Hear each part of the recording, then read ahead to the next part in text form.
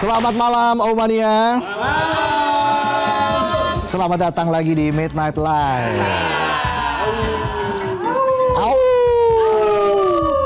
Masih bersama saya Valentinus Reza, satu-satunya host yang nggak kena reshuffle.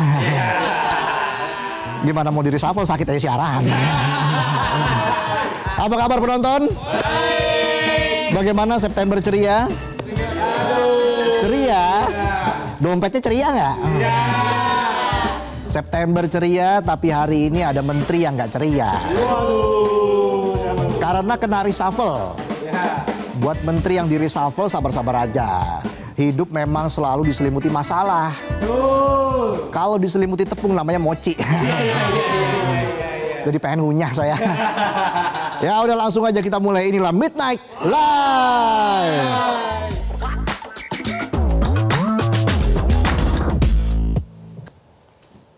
Kita ke informasi utama hari ini. Baru aja emosi masyarakat mereda setelah 17+8 tuntutan rakyat diberi tempat untuk didengarkan dan akan terus kita kawal. Tapi dikawalnya nggak pakai tonton-tonton ya. Masyarakat mulai tenang, jalanan juga mulai lancar lagi. Tahu-taunya ada menteri yang bikin blunder.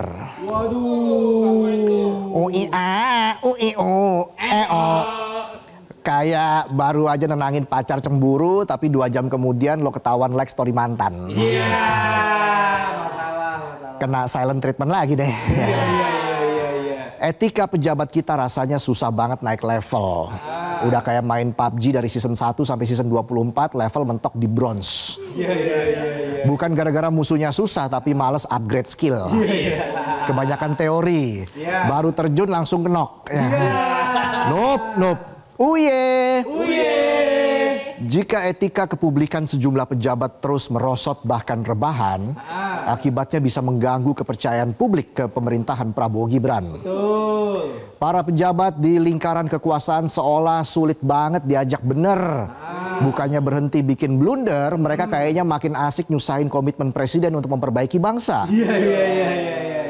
Kan kasihan presiden udah komit mau bahas tuntutan rakyat, sebagian pembantunya masih aja suka bikin kesalahan.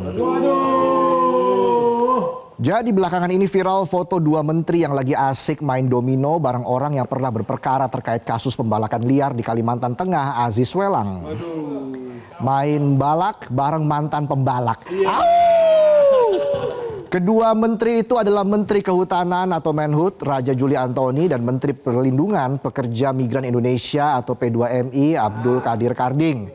Karding udah mantan menteri, baru di reshuffle tadi siang. Jadi habis shuffle kartu domino langsung di reshuffle sama Pak Prabowo.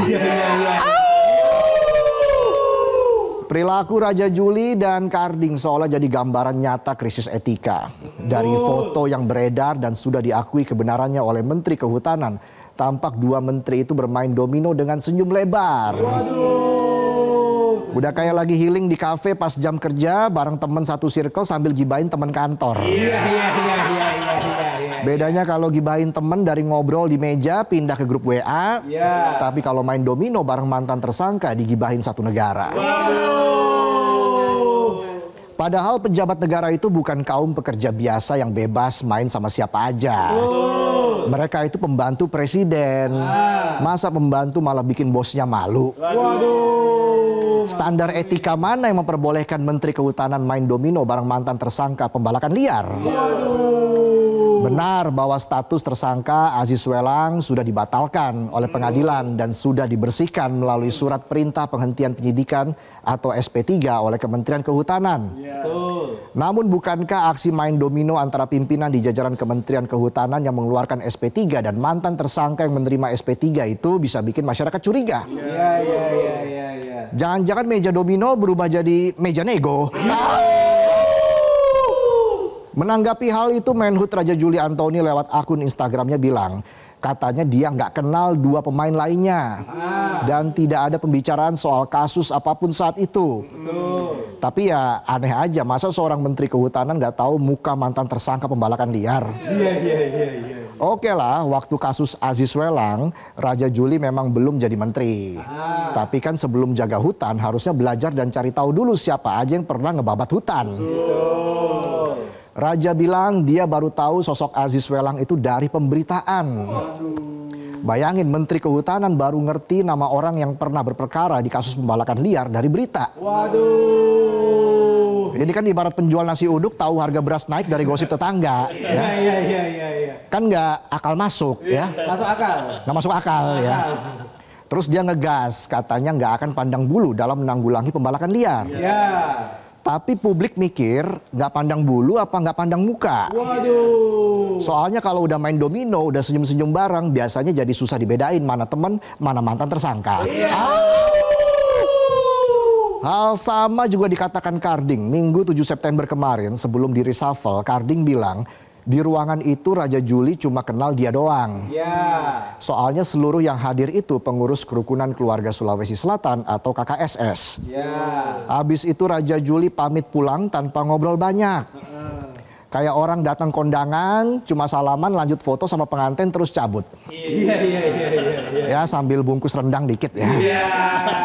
Bedanya kalau di kondangan foto-fotonya bareng temen terus di-share di grup WA.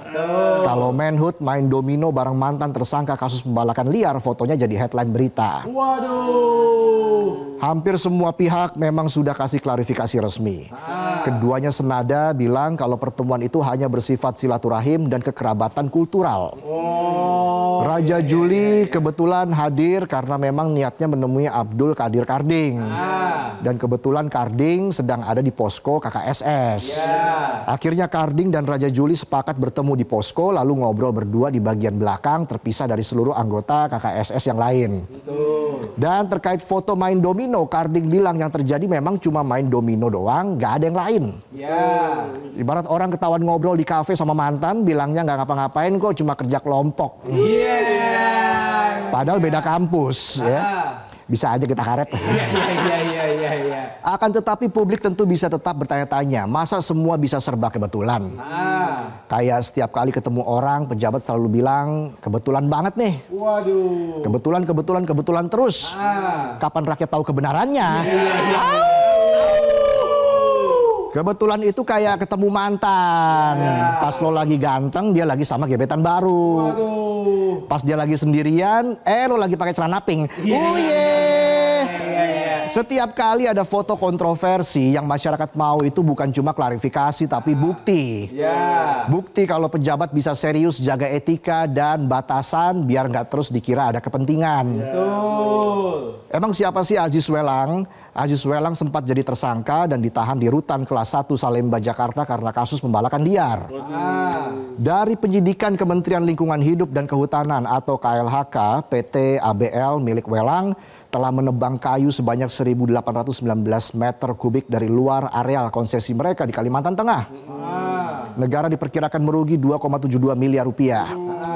Selain itu PT ABL juga diduga tidak melakukan kegiatan penanaman hutan kembali sebagaimana seharusnya. Hingga akhirnya penetapan status tersangka itu digugurkan dengan putusan pra-peradilan Pengadilan Negeri Jakarta Pusat pada 9 Desember 2024. Dan pada 14 Februari 2025 Welang dapat SP3. Meski begitu penyidikan kasus Aziz Welang bisa dibuka lagi. Penyidik sedang melengkapi bukti baru untuk mengungkap kembali kasus tersebut. Karena itu pertemuan Manhood dengan mantan tersangka di meja domino diduga ada konflik kepentingan. Menyoroti fenomena ini, anggota Komisi 9 DPR dari Nasdem, Irma Suryani Caniago mengingatkan supaya para menteri belajar dari pengalaman DPR. Katanya kalau masyarakat udah nggak percaya, konsekuensinya berat. Berat banget, lebih berat dari salah kostum di acara reunian. Yang lain pakai baju putih, lo datang pakai batik. Siapa tuh? Giliran yang lain pakai batik, lo pakai Lion. Pesawat itu ya. Oh beda ya. Beda. Dia bilang anggota DPR dan pemerintah harus bisa jadi teladan bagi masyarakat. Yang jelas masyarakat mau teladan yang bisa dicontoh. Bukan teladan yang malah bikin ngedumel. Tapi kalau modelnya begini, jangan-jangan satu-satunya teladan yang bisa dipelajari masyarakat cuma teladan sabar. Sabar lagi.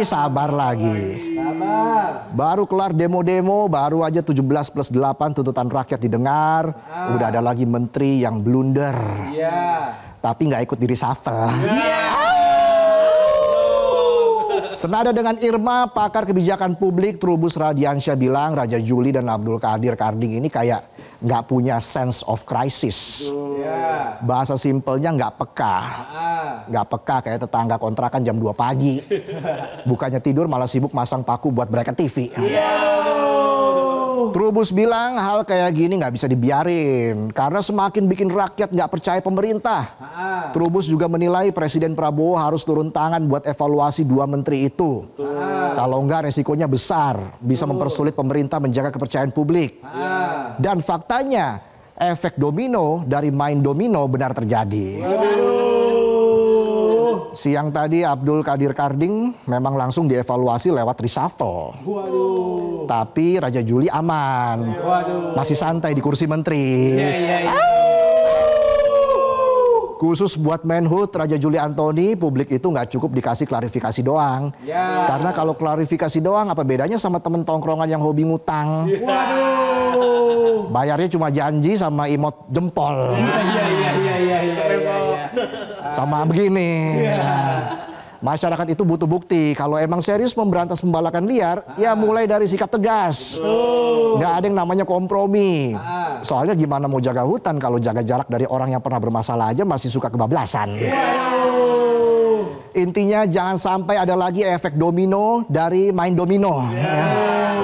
Karena begitu satu kepercayaan ambruk, yang runtuh bukan cuma sosok menteri, tapi wibawa pemerintah ikut tergerus.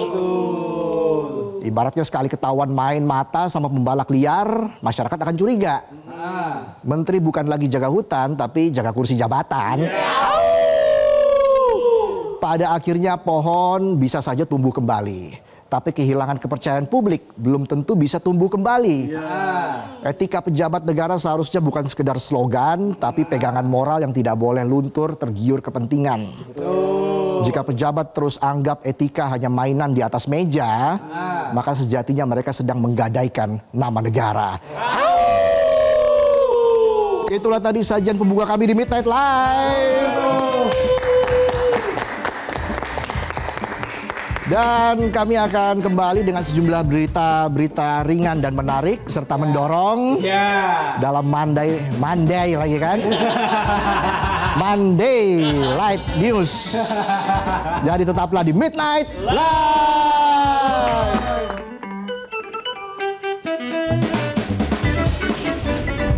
Jelajahi cara baru mendapatkan informasi. Download Metro TV Extend sekarang.